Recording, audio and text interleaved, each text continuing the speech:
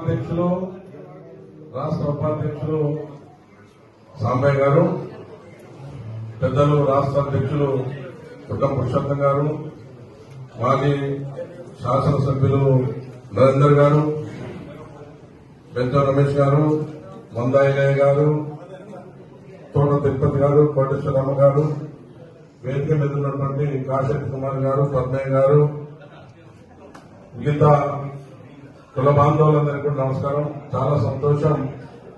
మొదటిసారిగా ప్రజాస్వామ్య పద్ధతిలో ఎన్నికైనటువంటి రాష్ట్ర అధ్యక్షుడిని మీరందరూ ఆహ్వానించి ఉమ్మడి వరంగల్ జిల్లాలో ఉన్నటువంటి ఉమ్మడి వరంగల్ జిల్లాలో 5 జిల్లాలండి, దాదాపు 6 జిల్లాలు దాదాపు 12 నుంచి 13 అసెంబ్లీ స్థానాలు, కార్పొరేషన్, అనేకమైనటువంటి మున్సిపాలిటీస్, దాదాపు 69 మండలాలు ఉన్నటువంటి జిల్లా, అతిపెద్ద జిల్లా రాష్ట్రంలో మరి వరంగల్ జిల్లా.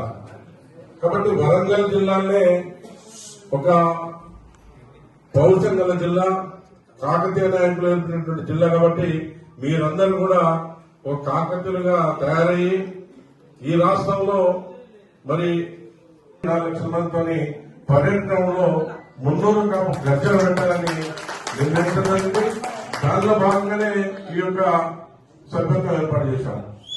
కాబట్టి మనమందరం కూడా ఆ విధంగా కృషి చేయాలా. సంఘాలు ఇంతకుముందు ఉన్నటువంటి ముఖ్యమంత్రి గారు, మాజీ ముఖ్యమంత్రి ఈ ఉన్నటువంటి 300 కాపులు చాలా బలంగా ఉన్నారు రాష్ట్రంలోని వారికి తెలుసు. కాబట్టి మన శాసనసభ్యులు కూడా అనేక మంది గెలవడం జరిగింది.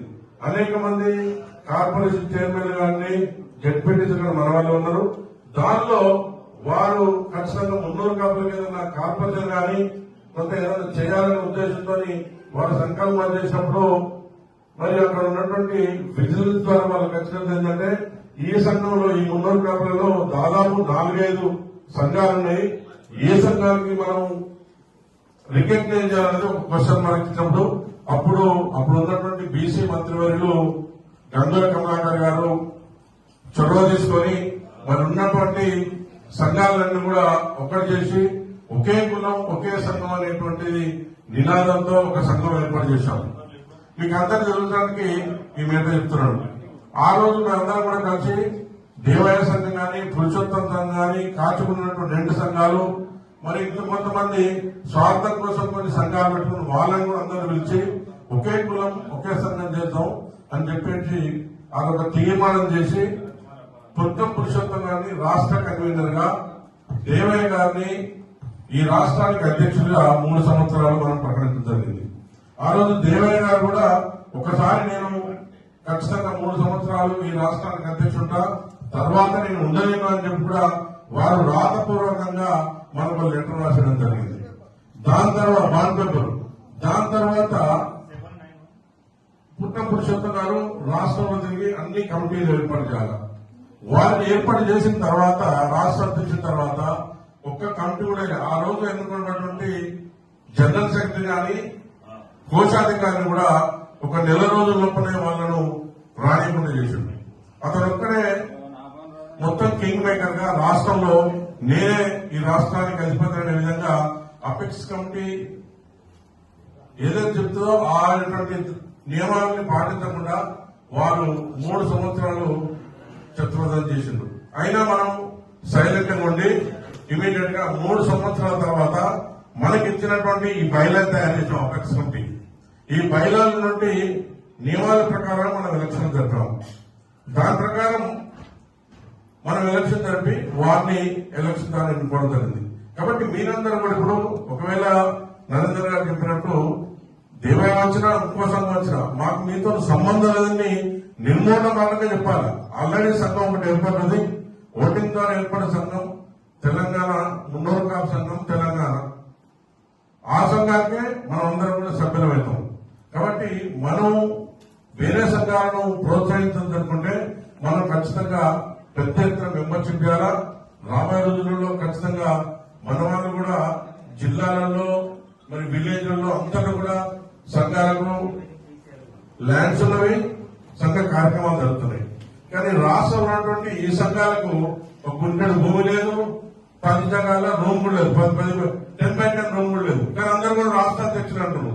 మా రాష్ట్ర అధ్యక్షుడు నేను అధ్యక్షులను ఇంకొకనే చెబుతున్నాడు. కానీ ఎవరికి కూడా ఎటువంటి స్థలాలు లేవు, ఎటువంటి ఆఫీసులు కూడా లేవు. మేము ఈ సంఘం ఏర్పడిన తర్వాత మొదటిసారిగా ఒక రాష్ట్ర కార్యాలయం ఏర్పాటు చేసి అక్కడ కంప్యూటర్ వచ్చిన వాళ్ళకు కూడా దాదాపు రోజుకు 21 మందికి భోజనాలు కూడా ఏర్పాటు చేస్తున్నాం. అక్కడ కొత్తగా మేము ఒక ఆఫీస్ పెట్టి ఇమీడియట్ గా ఈ సంఘాన్ని అభివృద్ధి చేయాలనే ఉద్దేశంతో చేసినాము. దీనికి మరి ఈ మధ్యనే బండి సంజయ్ గారు గౌరవ చైర్మన్ ఆర్ శ్రీనివాసంతో మాట్లాడాం. వారు ఇమీడియట్ గా ఒక మీటింగ్ ఏర్పాటు చేయాలా, ఒక 10-15 రోజుల్లో ఒక పెద్ద ఎత్తున మీటింగ్ ఏర్పాటు చేసి మన తెలంగాణలో ఉన్నటువంటి మాజీ శాసనసభ్యులు, ఇప్పుడున్న శాసనసభ్యులు, ఎమ్మెల్సీలు గాని మిగతా పెద్దలందరినీ కూడా కూర్చోబెట్టి మనకు ఆనాడు గవర్నమెంట్ లో 5 ఎకరాల స్థలం ఇచ్చారు. మిగతా కుల స్థానాలన్నీ కూడా వాళ్ళు భవనాలు కట్టుకున్నారు, అవి ఓపెన్ కూడా అవుతాయి. కానీ మన మున్నూరు కాపు సంఘం స్థలం అదే ఉండిపోయింది.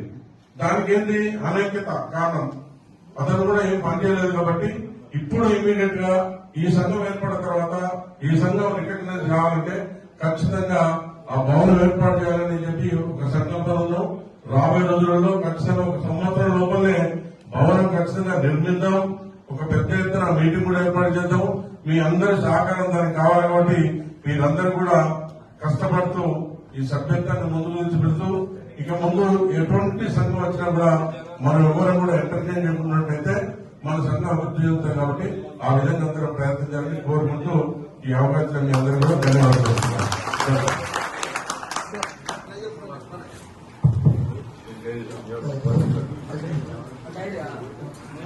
అయితే